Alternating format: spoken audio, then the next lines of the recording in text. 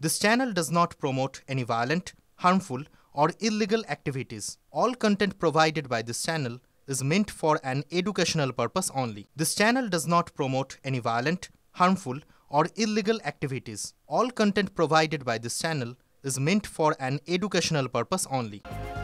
দেখছেন টিভি 9 বাংলা, আপনাদের সঙ্গে এই মুহূর্তে রয়েছে আমি মধুকল্পিতা। শুরুতেই আমাদের নজর থাকবে কোন দিকে বলুন তো? খেলা হবে দিবস। সেই খেলা হবে দিবসে ফুটবল মাঠে তৃণমূল নেতাদের দাদাগিরি জারি রয়েছে। প্রথমে মেদিনীপুরের ছবি দেখিয়েছি আপনাদের, আর এবারে দেখাবো ভাঙড়। সেই ভাঙড়ে স্কুলের খেলায় শিক্ষককে বেধড়ক মারের অভিযোগ তৃণমূল নেতার বিরুদ্ধে। কাজকরায় শওকত মোল্লা ঘনিষ্ঠ তৃণমূল নেতা খয়রুল ইসলাম। প্রতিক্রিয়া মেলেনি অভিযুক্ত তৃণমূল নেতার। এখান থেকে প্রচন্ড রক্ত ঝরেছে, আর এই অবস্থা দেখেন সারা শরীর। ফাইনালেই উঠেছে, ফাইনালে খেলাটা হচ্ছিল। কজনকে মারধর করেছে, আমাকে আর একজন শিক্ষককে মেরেছে, এবং ছাত্রদের প্রচণ্ড বিভৎস ভাষায় গালিগালাজ করেছে, এবং এদেরকে মার্ডার করার উল্টোপাল্টা করার হুমকি ধমকিও দিয়েছে। যাই হোক, আমাদের কেসটা লিখলেন না এবং আমাদের ডায়েরি নাম্বারও দিলেন না। আমি বললাম, স্যার আপনার কাছে যে জমা দিয়েছি তার প্রমাণস্বরূপ আমাকে কিছু দিন। আমাকে কিচ্ছু দিলেন না।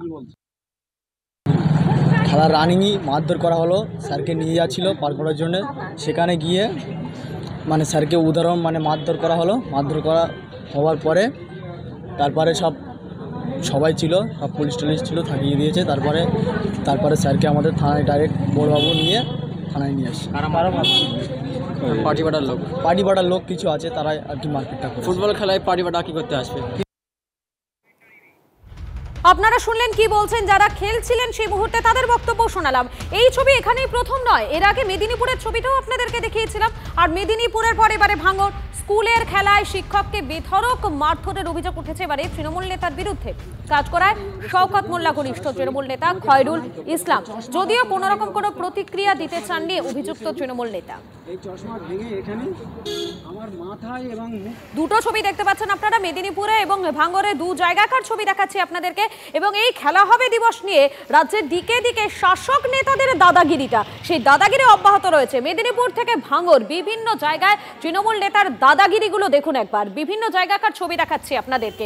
মেদিনীপুরে সেখানে একেবারে খেলার মাঠে ঢুকে পড়েছিলেন এক তৃণমূল নেতা, এবং অপরদিকে দেখা যাচ্ছে ভাঙড়ে সেখানে স্কুলের খেলায় শিক্ষককে বেধড়ক মারধরের অভিযোগ উঠছে তৃণমূল নেতার বিরুদ্ধে।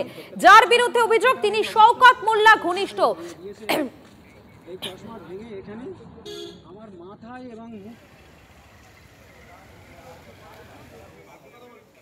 যার বিরুদ্ধে অভিযোগ তিনি শওকত মোল্লা ঘনিষ্ঠ, তার নাম খয়রুল ইসলাম। তিনি কোন রকম কোনো প্রতিক্রিয়া দেননি এই বিষয়ে। তন্ময় ঘোষ তৃণমূল মুখপাত্র রয়েছেন আমাদের সঙ্গে। আপনাকে স্বাগত টিভি 9 বাংলায়। দেখুন, আমরা মেদিনীপুরের ছবিটা দেখেছি, আর এবারে ভাঙড়ের ছবিটাও দেখলাম। একেবারে স্কুলের খেলাতে শিক্ষককে বেধড়ক মারধরের অভিযোগ উঠছে তৃণমূল নেতার বিরুদ্ধে।